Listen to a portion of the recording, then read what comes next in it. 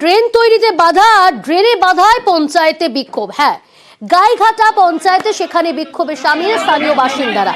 কে বাধা দিচ্ছে? বিজেপি পঞ্চায়েত প্রধানের বিরুদ্ধে এই অভিযোগ।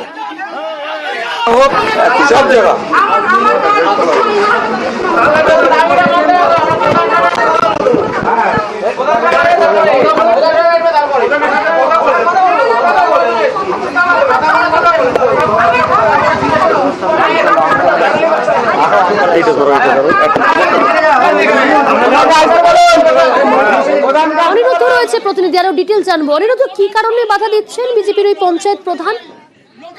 দেখো প্রিয়াঙ্কা, তোমাকে জানিয়ে রাখি যে উত্তর 24 পরগনার গাইঘাটা গ্রাম পঞ্চায়েতে ফুলসরা গ্রাম পঞ্চায়েতের বকচড়া এলাকায় সেখানে তৃণমূল কংগ্রেসের যে পঞ্চায়েত সদস্য রয়েছে তার এলাকায় একটি ড্রেনের কাজ চলছিল। তাদের অভিযোগ যে এই ড্রেনের কাজ বন্ধ করে দিয়েছে বিজেপির প্রধান, এবং সেই অভিযোগ তুলেই আজকে পঞ্চায়েত অফিসের সামনে এসে তারা প্রাথমিকভাবে বিক্ষোভ দেখাতে থাকে। পরবর্তীতে পঞ্চায়েত অফিসে তালা দেওয়ার চেষ্টাও করে। তালা দিতে গেলে বিজেপি যে সমস্ত সদস্যরা ছিল তারা বাধা দেয়। এই ঘটনা নিয়ে যথেষ্ট রকম উত্তেজনা ছড়ায়। তৃণমূল কংগ্রেসের পক্ষ থেকে বা তৃণমূলের পঞ্চায়েত সদস্যের অভিযোগ যে অবৈধভাবে এরকম তৃণমূল কংগ্রেসের যারা পঞ্চায়েতের সদস্য আছে তাদের এলাকায় উন্নয়নের কাজ হলেই পঞ্চায়েত প্রধান এরকম বাধা সৃষ্টি করে, তেমনই অভিযোগ তুলেছেন। এরকম ড্রেনের কাজ কেন বাধা দিয়েছেন সেই কারণেই তারা বিক্ষোভে সামিল হয়। পরবর্তীতে ঘটনাস্থলে পৌঁছায় গাইঘাটা থানার পুলিশ। গাইঘাটা থানার পুলিশ ঘটনাস্থলে পৌঁছে তাদেরকে আশ্বস্ত করে। যদিও এই বিষয়ে সমস্ত অভিযোগ অস্বীকার করেছেন বিজেপির প্রধান টুসি রায় সেন। তিনি জানিয়েছেন যে তৃণমূল কংগ্রেসের পঞ্চায়েত সদস্যের এলাকায় যে ড্রেনের কাজ চলছিল তা নিয়ে একটি লিখিত অভিযোগ তাদের কাছে জমা পড়েছিল। আজকে সেখানে পরিদর্শনে যাওয়ার কথা এবং তারপরেই কাজ শুরু হবে কিনা সেই বিষয়ে তারা সিদ্ধান্ত নেবে। কিন্তু তার আগেই তৃণমূলের পক্ষ থেকে এরকম বিক্ষোভ দেখানো হয়েছে এবং এই বিক্ষোভ কর্মসূচি যে করা হয়েছে, যে অভিযোগ তার বিরুদ্ধে তোলা হয়েছে সেই অভিযোগ ভিত্তিহীন বলেও দাবি করেছেন এই প্রধান। প্রিয়াঙ্কা, বেশ, শোনাই দর্শকদের। বিজেপির পঞ্চায়েত প্রধান তিনি নিয়ে সমস্যা হয়েছিল, সেই কারণে একটু ঝামেলা থেকে এই ধরনের ঘটনা। শোনাই আপনাদের পঞ্চায়েত প্রধানের কি বক্তব্য।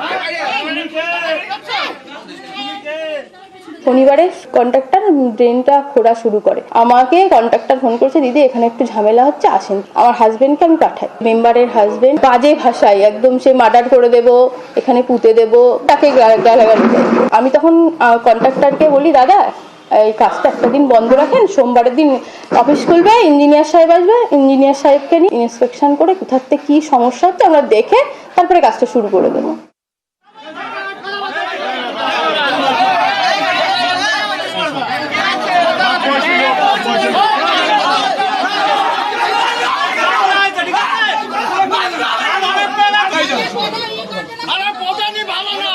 আমি ড্রেন করছিলাম, একজন অবজেকশন করছিল, সেই অবজেকশন হয়েও আমার কাজ হয়ে গেছে।